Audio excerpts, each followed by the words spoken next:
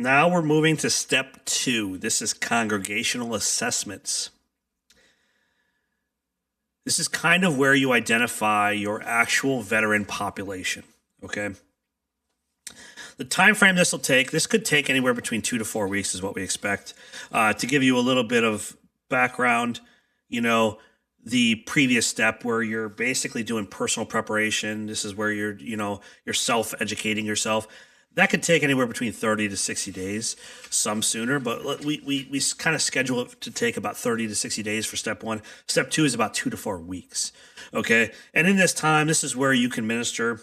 You can't really minister to veterans effectively if you don't know who they even are and what they need, right?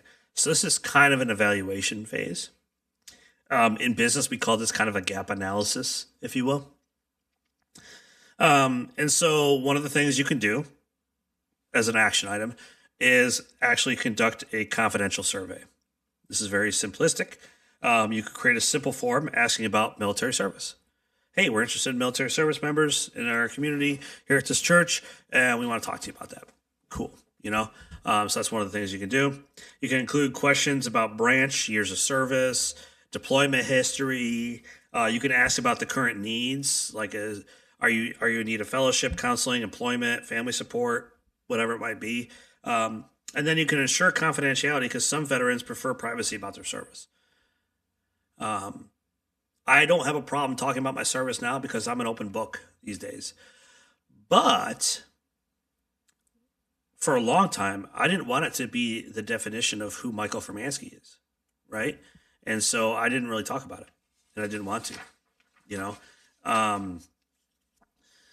sample question.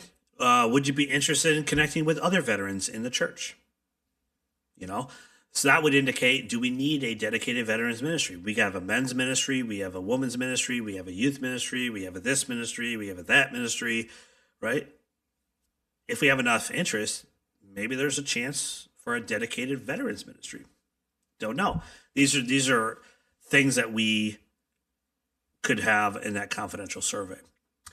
Another action item would be to identify informal veteran networks. So this is where you can ask known veterans if they already connected with other veterans in the congregation. Do they gather at certain places, Sunday school classes, small groups, etc. You can notice seating patterns. Veterans often gravitate towards each other. It's just the nature of what we do. We have traumas, and it's easy for us to bond with other people that we know experience at least something similar to what we've experienced. So that's one of the things we do. So just understand that you could identify what already exists as a veteran network within the church informally. And then that may help you in the future on whether to establish a dedicated veterans ministry. Another action item would be to assess existing resources. Do we have mental health professionals or counselors or clinical psychologists, whatever, in the congregation existing? Are there family members of veterans who could assist if we start a veterans ministry? Another thing to ask is, what community resources? Are there VA services, veteran service organizations, or others in the local community that we can create a simple brochure or a handout and print out, whatever, or connect the veterans with it? And then what is your church's current capacity for pastoral counseling? Is there a pastoral counseling division or department that could dive into veterans specifically, potentially in the future? So these are just questions, kind of you're evaluating the landscape of the church, right? Which is kind of what we're doing. And it's important, it's a congregational assessment, gap analysis, whatever you want to call it. And then the final action item that could be a part of this is to listen to veteran voices. Schedule one-on-one conversations with 3 to 5 veterans or so. Pick and choose 3 to 5 veterans. Schedule one-on-ones with them, and just ask them open-ended questions like, "What would meaningful veteran ministry look like to you?" We build ministries for the people. Okay, great. Well, what does it look like to the people we're looking to build this ministry for? We want to know. Listen for common themes or any unmet needs. If you see amongst these 3 people or 3 to 5 people that you interview a common theme, like they're all maybe feel like they don't fit in. Well, if they all feel that way, maybe a dedicated veterans ministry makes sense, because at that point now they're in a group amongst their peers versus people that they don't feel they fit in with. I'm just giving you examples.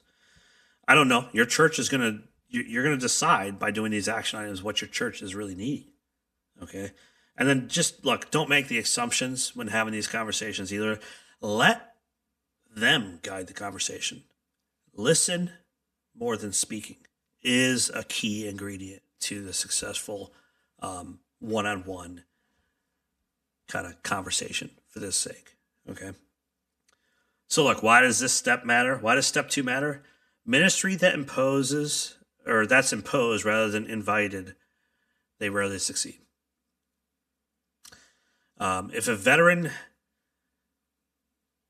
need to help shape that ministry that actually serves them, right? We don't ask women to develop the men's ministry, and then the men just fall in on what they've developed. It doesn't make sense, right? So let the veterans help guide this ministry and help be a part of it. There's other things that I want to talk about with regard to that, and I'll just plug it in a little bit here. What I found is veterans need missions. They're used to being on mission. They're used to having a purpose. They're used to being told, "I need you here at this time." This is an opportunity to put them on mission, right? Give them their next mission. Okay, this mission doesn't involve, quote unquote, shooting bad guys or whatever, right? But it gives them purpose, potentially. And so just understand that many veterans respond very well to being put on mission. Many of us need to feel, valued and that we can be used. And in a church setting, for someone who's really trying to seek and press in on God, to be able to be used by the church is probably some of the greatest honor a veteran can have. And I think you don't underestimate the impact that can have. That's where I'll leave it.